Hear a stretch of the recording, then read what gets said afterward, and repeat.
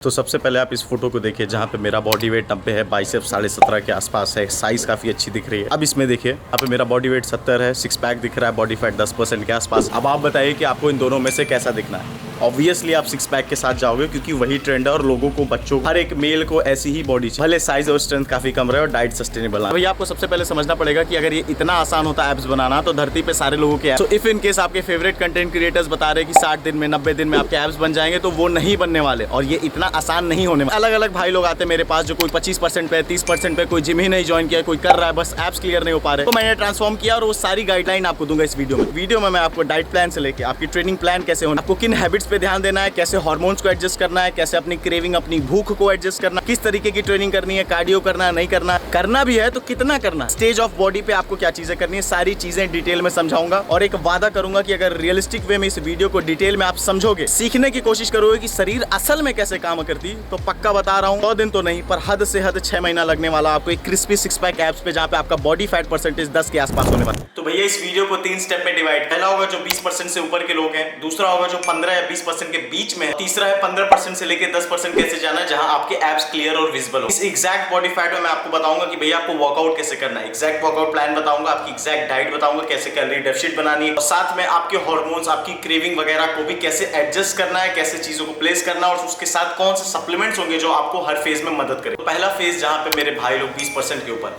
कोई 22 पे होगा, कोई 28 पे होगा, आपको समझना पड़ेगा यहाँ पे आपको सिर्फ बेसिक वर्कआउट प्लान देना है। आप सिंगल मसल ट्रेन करो, डबल मसल ट्रेन करो, आपका per day limit at least 25 set होना चाहिए। इसी वर्कआउट प्लान में आपको एक टेक्निक को यूज करना है जहाँ पे हम 2 तरीके से प्रोसीड करेंगे। या तो भैया आप सोच लो कि भैया कम रेप्स लगाना और हैवी वेट करना है, स्ट्रेंथ ट्रेनिंग करनी है, फिर भैया हल्का वेट रख के ज्यादा रेपिटेशंस लेने अपने पूरे थ्रू आउट द वर्कआउट। कोशिश करना है कि भैया आपका जो मेजर मसल जैसे कि चेस्ट हुआ, आपका बैक हुआ, लेग्स हुआ, इन मसल्स पे ज्यादा ध्यान दें जब भी आप ट्रेनिंग करें। और कोशिश करना है कि भैया आपको अपने पोस्ट वर्कआउट में 20 से 25 मिनट इंक्लाइन पे ट्रेडमिल करनी है। क्यों आगे समझाऊंगा। कार्डियो पे बहुत ज्यादा एम्फेसिस ना देते हुए पर स्टिल आपको कोशिश करना है कि 4 से 5000 step through out the day आप कंप्लीट करो। तो भैया आपको आलस इस बॉडी फैट में बहुत ज्यादा आएगा क्योंकि आपकी बॉडी में फ्री शुगर है। इस वजह से सबसे पहला एम आपके डाइटिंग में डाइट एनवायरनमेंट को क्लीन करना होगा, जहां से तेल, मैदा जैसी चीजों को तुरंत एक्सक्लूड करना पड़ेगा। फूड सोर्सेस पिक करने पड़ेंगे भैया जी जहां पे आपका लो कैलोरीज में आपको न्यूट्रिशन ज्यादा मिल रहा है। कोई फूड ऐसा हो जो भैया लो कैलोरीज में आपको मिनरल प्रोवाइड करे, कोई फूड ऐसा हो जो प्रोटीन प्रोवाइड करे। भैया अभी इस फेज में सिर्फ आपको एनवायरनमेंट क्लीन करना, हायर इन प्रोटीन रहना, हायर इन माइक्रोज अर्थात मिनरल और विटामिन पे भी मजबूत रखना है। एग्जांपल के तौर पे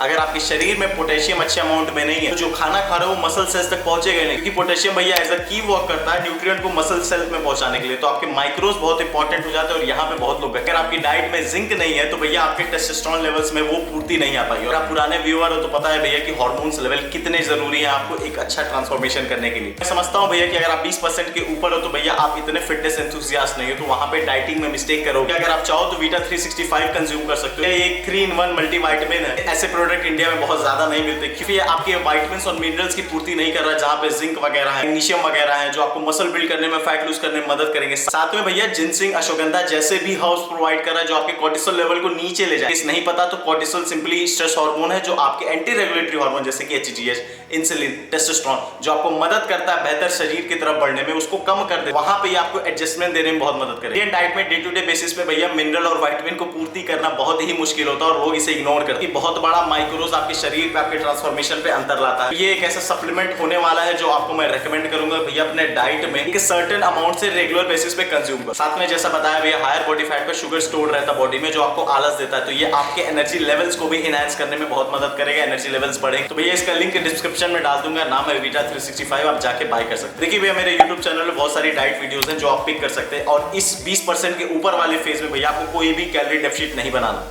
क्यों आगे समझाऊंगा, बट आपको सिंपली करना है कि अपनी मील्स के बीच में गैप क्रिएट करना है। अगर सुबह 9 बजे खाना खा रहे हो तो कोशिश करिए अगली मील 2 बजे, 3 बजे खाओ। जितना बड़ा गैप उतनी आपकी इंसुलिन सेंसिटिविटी इंप्रूव है। जो शरीर में एक्स्ट्रा शुगर स्टोर हो रहा है वो एलिमिनेट होना स्टार्ट हो जाएगा और जो खाओगे वो शरीर में लगेगा। साथ में ही HGH ह्यूमन ग्रोथ हार्मोन भी ये पुश करने लगेगा जो आपको मसल बिल्डिंग और मसल को प्रिजर्व करने में बहुत मदद करेगा। कि अचानक से आपको बाकी फेजेस में अगर मैं कहने लगूंगा कि भैया हार्मोन्स पे नजर रखो तो आप नहीं कर पाओगे, पर अगर शुरुआती दिनों से धीरे धीरे कोशिश करोगे तो आप उस फेज में जाके रेडी रहो। यहाँ पे भी बहुत सारे लोग चूक करते हैं, फिर कहते हैं कि भैया मैं स्किनी फैट रह गया, एब्स नहीं बन पाया। क्यों? क्योंकि भैया हार्मोन आप रेडी ही नहीं किए, बिना हार्मोन कुछ नहीं होने वाला फिटनेस में। इस फेज में भैया देखिए जो नए लोग हैं, जो कभी जिम नहीं किए, जो फिटनेस में कुछ ध्यान नहीं दिए, उनको लग सकता है भैया 8 से 12 बॉडी रिकम्पोजिशन का फेज यहीं से स्टार्ट हो जाएगा, जहाँ पे मसल बिल्ड कर रहा है साथ में फैट लूज कर रहा है। पर ऐसे मेरे भाई जो पहले जिम किए हुए हैं या फिर अच्छा खासा शरीर जेनेटिकली या ट्रेनिंग करके मसल है उनके शरीर में, उनको भैया इस फेज में 4 से 8 हफ्ता लगेगा। जैसे ही वाटर वेट, जो वाटर रिटेंशन है वो नीचे गिरेगा,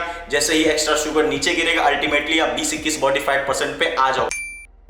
इस फेज में जब आप 20% पहुंच चुके हैं, आपका मकसद होने वाला है 15% बॉडी फैट पहुंचना, और यहाँ पे बहुत सारी चीजें बदल जाएंगी। यही वो फेज है जहाँ पे कैलोरी डेफिसिट इंट्रोड्यूस होगा, आप सबका फेवरेट। बट सबसे पहले बात करें वर्कआउट की, यहाँ पे एक मेजर डिफरेंस है। अगर आप 20% ऊपर वाले बॉडी फैट में आपने चूज किया कि भैया हम वेट हैवी उठाएंगे पर रेपिटेशन कम रखेंगे, तो उसको सबसे पहले उसी को स्विच कर देना। अब आपको क्या करना है भैया, हल्के वेट से रेपिटेशंस को बढ़ाइए। आपको समझना पड़ेगा कि भैया ये दो अलग तरीके की ट्रेनिंग है। एक जहां पे हल्का वेट लेके रेपिटेशन ज्यादा लेते हैं, एक जहां पे भारी वेट लेके रेपिटेशन को कम लेते हैं। ये दोनों टेक्निक आपको हाइपरट्रॉफी देती कि भैया जो मसल तोड़ने की, जो शॉक करने की बात लोग यूट्यूब पे बताते हैं, असल में ये शॉक होता है कि बॉडी हर तरीके से कैपेबल होनी चाहिए। आपके शरीर में दो तरीके की मसल है, फास्ट ट्विच और स्लो ट्विच। आप अपने पोटेंशियल पे ग्रोथ ले पाएंगे। तो पहली चीज तो ये बदल लिया। दूसरी जो मॉडरेट चेंजेस आ सकते हैं, वहां पे भैया आप अपने वॉल्यूम को बढ़ा सकते हैं। जब पिछले फेज में आप 25 सेट का आपको टारगेट दिया था, तो आप उसको 30 सेट के आसपास ले जा सकते हैं। आप अपने वर्कआउट में कंपाउंड मूवमेंट्स को ऐड करिए, जहां पे आप एक साथ में ज्यादा मसल हिट कर रहे हैं, जैसे कि डेडलिफ्ट हुआ, स्क्वाट्स हुआ, लेग प्रेसेस हुआ, ये सारे कंपाउंड मूवमेंट है। आइसोलेशन को कम कर दीजिए। और साथ में भैया हार्ट हेल्थ को इंप्रूव करने के लिए, अपने कैलोरी बर्निंग को बढ़ाने के भैया हफ्ते में एक बार स्प्रिंटिंग सेशन देना है। आपको एक दिन हफ्ते में जाके तेज भागना ही भागना है। साथ में पोस्ट वर्कआउट आपको अब अपनी ट्रेडमिल की ड्यूरेशन को 30 मिनट के ऊपर ले जाना। मैं बार बार क्यों पोस्ट वर्कआउट बात कर रहा हूं, जबकि आपको पता है steps through out the day पूरे हो सकते हैं। आप जब जिम में जाते हैं तो अपने ग्लाइकोजन स्टोर को खाली कर देते हैं 1 घंटे के भीतर वेट ट्रेनिंग करके। अब जब ग्लाइकोजन स्टोर जो थैली है ताकत की खाली हो जाती है, तो बॉडी स्विच करती है फैट पे, और वहां पे एक्यूरेटली अगर ट्रेडमिल जैसे LISS जो लो इंटेंसिटी है, वहां से कैलोरी बर्निंग करो, तो ज्यादातर चांसेस है कि भैया वो मसल ब्रेकडाउन ना करके आपके फैट से एनर्जी ले रहा है। निकाल के घूम रहे हो, वहां से वो एनर्जी लेगा। जब वहां से एनर्जी लेगा तो अपने आप आपका बॉडी फैट % गिरेगा। इस वजह से post workout LISS low intensity वाली कार्डियो कर, इससे बेस्ट टेक्निक होती ही नहीं है। ये आगे भी रिपीट होगी। अब आपको कोशिश करना है थ्रू आउट द डे आपके स्टेप्स 8000 के आसपास रहें। बात करें डाइट की, तो यहाँ पे आपको डेफिसिट तैयार करना है 20% 21% के आसपास आके आप एक बार रियलाइज करोगे 8 से 12 हफ्ते में कि भैया अब आपका बॉडी फैट नीचे नहीं जा रहा, भले आप मसल बिल्ड कर रहे, तब आपको डेफिसिट देना। इस वीडियो में तो भैया अपना मेंटेनेंस कैलोरी असल में कैसे निकालते हो, कैलकुलेटर वाला सब स्कैम है भाई, बात मानो। जो वीडियो स्क्रीन पे देख रहे हैं, यहाँ पे कंप्लीटली समझाया कि अपने इंडिविजुअल शरीर के हिसाब से कैसे डाइट बनाते हैं और इंडिविजुअली मेटाबॉलिक रेट कैसे पका अपना मेंटेनेंस निकालते हैं। तो वहां जाके इस वीडियो के बाद देखिएगा, और जब आप अपना असल में मेंटेनेंस निकाल लें, तो अब आपको समझना है कि भैया 5% से ज्यादा डेफिसिट कभी अपने शरीर पे देना है। न्यूट्रिशन ही है, ये डाइट ही है जो हमें ग्रोथ दे रही है। भैया ट्रेनिंग करते रहो, शरीर में कुछ है ही नहीं तो कैसे ग्रोथ मिलेगा। 5% से बड़ा डेफिसिट नहीं दे रहा। अगर आपका मेंटेनेंस 2000 आ रहा है तो 5% हुआ भैया 100, मतलब कि अगली डाइट होगी 1900 कैलोरीज। और इस 15 से 20 बॉडी फैट वाले % पे आपको सिर्फ 2 बार देना है डेफिसिट, अगर आप नए हो। अगर आप पुराने हो, आपके शरीर में मसल मास पहले से ज्यादा है, एक एक्सपीरियंस है, स्टेप का डेफिसिट ले सकते हो, जहां पे 5-5-5 करके 3 बार डेफिसिट बना सकते हो। आप कहोगे भैया हम नए हैं तो आप हमें कहें इतना देर कर। आपको समझना पड़ेगा भैया मसल मास को बनाना है, और मसल अगर आप रोहित चौहान नहीं हो तो भैया इतना जल्दी नहीं बनता है बिना इसके। इसलिए बॉडी की लिमिटेशन है, वरना सब लोग हट्टे कट्टे राक्षस जैसे बन के घूमते हैं 1 साल में। जब आपने डेफिसिट बनाया 5% का, तो आपको वहां वेट करना है। जो आपने ट्रेनिंग में डिफरेंसेस लाए हैं, जो अपने LISS में, पोस्ट वर्कआउट में, कार्डियो में, स्प्रिंटिंग के जो डिफरेंसेस लाए, बहुत तेजी से आपका बॉडी फैट कम करेगा। साथ में ट्रेनिंग आपकी मसल मास बढ़ाएगी। तो इंतजार करना है 3 हफ्ते, 4 हफ्ते, 5 हफ्ते अगर आप पुराने हो तो, और नए लोगों को 1-2 हफ्ता एक्स्ट्रा लगेगा। तब फेस आएगा भैया जहां पे ट्रेनिंग में बदलाव के बावजूद आपका बॉडी फैट गिरना कम हो जाएगा, जो कि प्रोबेबिलिटी है कि 17-18% पे आप ऑलरेडी पहुंच चुके हो। वहां पे आपको दूसरा डेफिसिट क्रिएट करना है। 1900 से अगर 5% डिवाइड करो तो भैया 105 भर आएगा। उसको काटो, अब आपकी नई डाइट हो गई 195, तो अब आप उसे कंज्यूम करिए और उसको उस स्ट्रेच तक ले जाइए तक आप स्टक ना हो जाए। मैं लिखित बता रहा हूं कि भैया अगर आप पुराने हो तो और 8 से 10 हफ्ते इंतजार कर लिए, तो अल्टीमेटली आप अच्छा मसल बिल्ड करोगे, मसल बचाओगे और 15% के आसपास पहुंचोगे। हाँ, 2 चीज और आपको करनी है भैया। अब आपको अपने फूड इनटेक में ऐसे फूड को चूज करना है जो लो कैलोरीज में हो पर न्यूट्रिएंट और ज्यादा। प्रोटीन का टोटल अमाउंट बढ़ा देना है, जैसे कि खानी पड़ेगी, खीरा खाना पड़ेगा, वाटरमेलन खाना पड़ेगा। भैया जो लो कैलोरीज है पर आपको भूख मिटा रहे हैं, समझना होगा जैसे जैसे बॉडी फैट कम होते जाता है भैया वहां पे बॉडी को और नीचे जाना मुश्किल पड़ता है। अब इसके लिए आपको क्रेविंग को काटना पड़ेगा, क्योंकि भूख लगेगी, सच में लगेगी। अपने लेप्टिन और ग्रेलिन को काउंटर करने के लिए भैया आपको फास्टिंग करनी पड़ेगी। बताया था कि मील्स के बीच में गैप क्रिएट करो, अब बता रहा हूं हूँ कि रात का खाना जल्दी खाओ और सुबह फास्टेड ट्रेनिंग करने के बाद पहली मील, वो भी ट्रेनिंग के बाद। कैलोरी डेफिसिट सिर्फ लिखना नहीं होता, उसको फॉलो भी करना पड़ता है। वहीं लोग चूकते हैं और एक दिन भी चूके तो भैया एक हफ्ता पीछे हो जाओगे। इतना बुरा है 15% बॉडी फैट के सिर्फ मसल नहीं होता, दिमाग से भी तैयार होते हैं और ये सारी चीजें आपको वही कराएंगी। साथ में भैया जी एक और चीज है, आपको कार्ब की टाइमिंग बड़ा नोट करना पड़ेगा। देखिए कार्ब आपको रिकवरी देता है, आपको स्ट्रेंथ देता है, पर अगर आप हल्का सा भी ऊपर नीचे किए तो ब्लोटिंग दे देगा, वाटर रिटेंशन। तो ऐसी चीज है भैया कि वो अच्छी भी है बुरी भी है। अब इसके लिए क्या करना है, आपको कार्ब को, जो आपके थ्रू आउट डाइट में कार्बोहाइड्रेट है, वो या तो पोस्ट वर्कआउट मील में रहे या फिर रात के आखिरी भोजन में रहे, बीच में ना रहे। कार्बोहाइड्रेट के थ्रू आउट डे अगर कहीं कंज्यूम कर ले तो वो ब्लोटिंग दे सकता है, जो आपको डिमोटिवेट कर देगा। पहली चीज तो भैया जरूरी नहीं 8000 स्टेप्स करो, अगर आपकी बॉडी तेजी से मूव कर रही है तो 10,000 को भी टारगेट बना। साथ में भैया अपनी स्प्रिंटिंग, अगर आपकी बॉडी रिकवर कर रही है, अगर आपको सैटरडे संडे को लग रहा है कि भाई 30 सेट करने के बावजूद मेरा जो है बॉडी रिकवरी रह रही है, फ्रेश रह रही है, तो भैया आप स्प्रिंटिंग सेशन एक दिन और बढ़ा। स्प्रिंटिंग आपको पोस्ट एक्सरसाइज ऑक्सीजन कंजप्शन बढ़ा देता है, जिससे कैलोरीज 2 दिन तक बर्न होती है, जो असिस्ट करेगी लीन रहने में। अब चलते हैं भैया 15% के नीचे कैसे जाना। अब बात करेंगे भैया कैसे 15% से 10% की तरफ बढ़ना और कोशिश करना है 11-12 एटलीस्ट टच कर पाओ। पर एक चीज मजे की बता दूं, अगर आप अभी तक वीडियो में बने हुए हैं तो दैट मींस कि आप बाकी लोगों से ऑलरेडी बेहतर। ये जो गेम है ना सिक्स पैक्स बनाने का और उसे मेंटेन करने का, ये बिना पेशेंस के होगा ही नहीं। मेरे भाई जो सीखना ही नहीं चाहते वो कभी भी क्रैश डाइट करके, कैलोरी डेफिसिट करके, जबरदस्ती का ट्रेनिंग करके कुछ नहीं करने वाले। वो स्किनी फैट, वो मसल तो लूज करेंगे और आखिरी चर्बी बर्न नहीं कर पाएंगे। देखिए करना क्या है, सबसे पहले रिफीड करना है। रिफीड क्या होता है कि वापस से आपको कुछ कैलोरीज ऊपर ले जानी हो। जो आप 12 से 18 हफ्तों से करते आ रहे हो कैलोरी डेफिसिट, इंटेंस ट्रेनिंग है और बढ़ाते जा रहे हो उसे,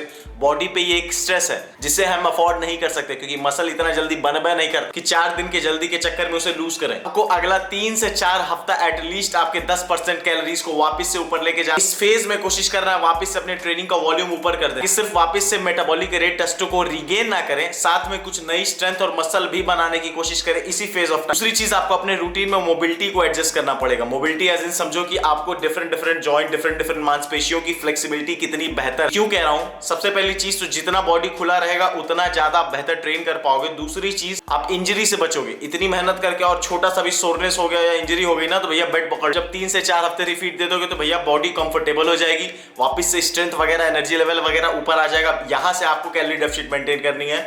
फिर से 3-3-3 मतलब हर 2 हफ्ते पे 3% ओवरऑल डाइट का कट करके डेफिसिट बनाना है। मतलब ये 6 हफ्ते का गेम होगा। पे हर दूसरे हफ्ते पे 3% अपनी लास्ट डाइट का कट करना। मान लीजिए रिफीड के बाद आपकी डाइट 2000 कैलोरीज की थी, तो अगले 2 हफ्ते तक आपकी डाइट हो जाएगी 1940 कैलोरी। फिर उसके बाद 3% 1940 से कट करना है 2 हफ्ते के लिए, फिर उसके बाद 3%। ऐसे करके आपको 6ठे हफ्ते तक प्रोसीड करना है। अब आपको वर्कआउट में अपने वॉल्यूम को सप्रेस करना है। जैसा कि पहले बताया था कि भैया 25 सेट पे जाओ, अब कहीं आपको 20 से 25 सेट के अंदर ही ट्रेन करना है, जहां पे आपको हर दिन कंपाउंड ट्रेन करना है। सिंपल भाषा में समझो, कम वक्त में, कम मेहनत में ज्यादा से ज्यादा मसल को हिट करने का टारगेट रखना, ऐसा वर्कआउट शीट आपको फॉलो करना। या बॉडी लो कैलोरीज पे, लो न्यूट्रिशन पे, लो स्ट्रेंथ पे वैसा बिहेव नहीं करेगी जैसा 20% के ऊपर कर रही थी। और अगर आप जबरदस्ती करोगे तो मसल लूज फिर से करोगे। साथ में जो अभी स्क्रीन पे दिख रहा है भैया, ये है भैया कंडीशनिंग का वर्कआउट, जिसे आप चाहो तो हफ्ते में 2 बार कंप्लीटली परफॉर्म कर सकते हो अपने जिम में। एरोबिक और एनारोबिक दोनों तरीके की बर्निंग से बॉडी का मैक्स पोटेंशियल वहां हिट होगा। यही सारी चीज लोग नहीं बताते यूट्यूब पे, या फिर खुद उनको नहीं पता, उनको तो इंजेक्शन लेना पर आपको नहीं लेना है। तो आपको अपनी शरीर के साथ बेस्ट देना पड़ेगा। मैं चीजें सिखा रहा हूं पर मेहनत लगेगी। इसे कोर कंडीशनिंग अपने वेट ट्रेनिंग में ऐड करेंगे भैया, तो अगले 3 से 4 हफ्ते तक ऑलरेडी आप लीन दिखने लगोगे, ड्राई दिखने लगोगे। क्योंकि बॉडी की कैलोरी बर्निंग वेट ट्रेनिंग से अलग तरीके की होती है, प्रिंटिंग से अलग तरीके की होती है, वॉक से अलग तरीके की होती है, इस कंडीशनिंग वाले वर्कआउट से अलग। सही 2 हफ्ते, 3 हफ्ते, 4 हफ्ते बाद आपको रियलाइज हो कि भैया लीन तो दिख रहे हैं पर बॉडी फैट हमारा नहीं नीचे जा रहा। मसल दिख रही है पर बॉडी फैट नीचे नहीं जा रहा। पे आपको आखिरी कट लेना है जो कि 10% होने वाला है टोटल डाइट का। मान लीजिए आप 1800 कैलोरीज डाइट कंज्यूम कर रहे हो, वहां पे आपको 180 कैलोरीज, 1620 होगी आपकी आखिरी कैलोरी डेफिसिट। और इसके बाद अगर आप डेफिसिट किए, muscle loss, metabolic rate, testosterone को याद करना कि वो कभी ऊपर नहीं जाएगा। 1620 पे भैया कहीं ना कहीं आप 10% से 12% के आसपास हिट कर जाओगे। टोटली डिपेंड करेगा कि आपकी शरीर कितनी पुरानी है, बॉडी टाइप क्या है और ऑब्वियसली आपका ओवरऑल मसल मास कितना। वीडियो यहीं तक थी, 2-4 फोटो खिंचा लीजिएगा, चाहिएगा तो इंस्टाग्राम पे भी ऐड कर लीजिएगा। मिलते हैं अगली वीडियो में कुछ नए इन्फॉर्मेशन के साथ।